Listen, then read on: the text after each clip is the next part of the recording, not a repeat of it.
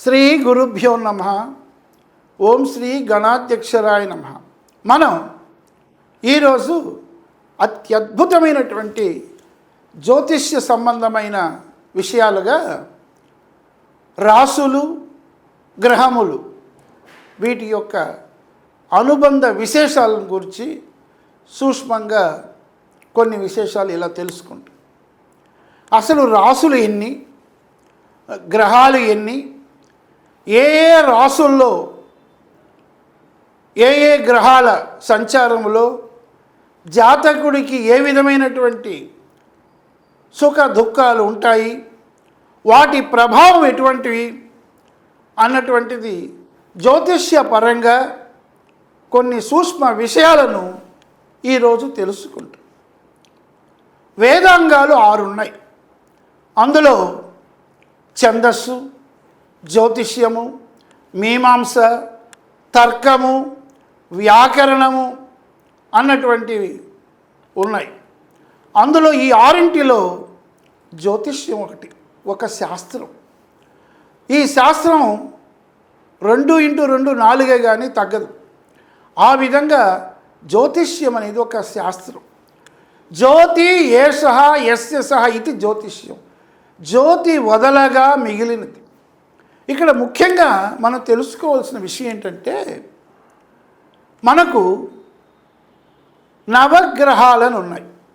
నవ అనగా 9, గ్రహము అనగా ఆకర్షించినది అని అర్థం.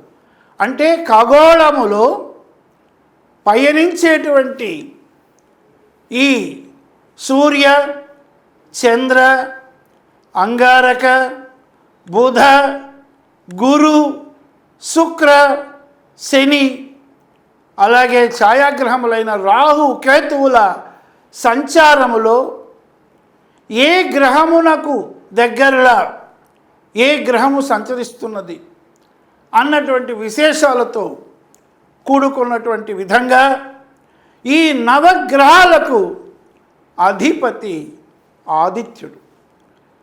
అతిథికి, కశ్యపుడికి జన్మించినటువంటి వాడే ఆదిత్యుడు. నవబ్రహ్మల్లో ఒకడైనటువంటి మరీచుడికి, కళకు జన్మించిన వాడే కశ్యపుడు. అటువంటి కశ్యపుడికి 13 మంది భార్యల్లో అతిథికి జన్మించిన వాళ్ళే దేవతలు, దితి రాక్షసికి జన్మించిన వాళ్ళే రాక్షసులు. దితికి ఈ 13 మంది కూడా దక్షుని కుమార్తెలు. ఇక మన విషయానికి వస్తే సూక్ష్మంగా ఆ అతిథికి, కశ్యపుడికి జన్మించినటువంటి వాడే ఆదిత్యుడు. అటువంటి సూర్యుడు ద్వాదశ ఆదిత్యుడుగా కూడా వారణాసిలో వెలిశాడు. ఇకపోతే సూర్యుడు ఆత్మకారకుడు. ఒక జాతకుడు పుట్టిన సమయంలో సూర్యుడు పయనించేటువంటి ప్రదేశాన్ని లగ్నము అంటాం.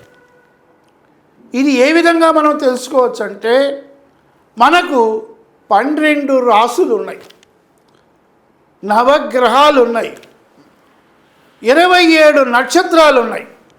ఈ మొత్తము సంక్షిప్తంగా మనం తెలుసుకుంటే, ఒక రాశి చక్రములో గ్రహముల సంచారంగా ఉన్నదే గోచారం. జీవి పుట్టినప్పుడు ఏ ఏ గ్రహాలు గగనములో, ఖగోళములో పయనిస్తున్నాయో అని తెలుసుకోవడమే ఈ జాతకములో ఉన్నటువంటి మౌలిక ఉద్దేశ్యం. కాబట్టి ఈ నవగ్రహాల సంచారం 12 రాసులలో ఉంటుంది. అంటే మేషరాశి, వృషభ రాశి, మిథున రాశి, కర్కాటక రాశి, సింహరాశి, కన్యా రాశి, తులారాశి, వృశ్చిక రాశి, ధనుర్రాశి, మకర రాశి, కుంభరాశి, చివరిది మీనరాశి. ఈ 12 రాశులలో ఈ నవగ్రహముల 9 గ్రహాల సంచారములో జీవుడు పుట్టినప్పుడు ఈ భూలోకంలో ఈ గ్రహముల సంచారములో నవగ్రహ అధిపతి అయినటువంటి సూర్యుడు ఉన్న ప్రదేశమే లగ్నం అంటాం. చంద్రుడు 27 నక్షత్రాల భార్యలుగా దక్షిణ కుమార్తెలను పొందినవాడు కాబట్టి అటువంటి 27 నక్షత్రాలలో ఏ నక్షత్రముతో చంద్రుడు కూడి ఉన్నప్పుడు ఆ జీవి జన్మించాడో దాన్ని రాశి అంటాం. సూర్యుడున్న ప్రదేశాన్నేమో లగ్నం అన్నాం, చంద్రుడున్న ప్రదేశాన్నేమో రాశి అన్నాం. ఇప్పుడు మనం తెలుసుకుంటున్నటువంటి సంక్షిప్తములో నవగ్రహములు 12 రాసుల గురించి తెలుసుకుంటున్నాం. అందువల్ల ఈ రాసులకు కూడా గ్రహాల ఆధిపత్యం ఉంటుంది. ఇప్పుడు మనం చెప్పుకున్న 12 రాసుల్లో మేషరాశికి వృశ్చిక రాశికి అధిపతి అయినవాడు కుజుడు, అంగారకుడు. అలాగే వృషభ రాశికి తులారాశికి అధిపతి అయినవాడే శుక్రుడు. ఇకపోతే మిథున రాశికి కన్యా రాశికి అధిపతి అయినవాడే బుధుడు. అలాగే మకర రాశికి కుంభరాశికి అధిపతి అయినవాడే శని. ఆ విధంగా ఇంతవరకు రెండు రాశులకు అధిపతి తెలుసుకున్నట్లుగానే కర్కాటక రాశికి అధిపతి అయిన గ్రహం చంద్రుడు, సింహరాశికి అధిపతి అయినటువంటి వాడు సూర్యుడు, అలాగే మీనరాశికి ధనుర్రాశికి అధిపతి అయిన వాడే గురువు. ఈ విధంగా మనం ఇంతవరకు కూడా 12 రాశులకి 9 గ్రహాలకు ఉన్న అనుబంధ విశేషాలు తెలుసుకుంటున్నాం. ఈ 27 నక్షత్రాలలో 9 పాదాలు ఉంటాయి ఒక్కొక్క రాశికి. అశ్విని 4 పాదాలు, భరణి 4 పాదాలు, కృత్తిక 1వ పాదం కలిస్తే ఈ 9 పాదాలు ఉన్నటువంటి రాశిని మేషరాశి అంటాం. అలాగే 27 నక్షత్రాలు 4 పాదాలంటే 108 పాదాలుగా విభజించబడినటువంటివి ఈ నక్షత్రాలు 27. అందువలన జీవి పుట్టినప్పుడు ఏ రాశిలో పుట్టాడు, ఏ గ్రహ సంచారములో ఒక్కొక్క గ్రహానికి ఒక్కొక్క వయసు ఉంటుంది. ఈ 120 సంవత్సరాల్లో చంద్రుడు 10 సంవత్సరాలు, సూర్యుడు 6 సంవత్సరాలు, కుజుడు 7 సంవత్సరాలు, రాహువు 18 సంవత్సరాలు, గురువు 16 సంవత్సరాలు, బుధుడు 17 సంవత్సరాలు, శుక్రుడు 20 సంవత్సరాలు, శని 7 సంవత్సరాలు, ఏళ్ళనాటి శని.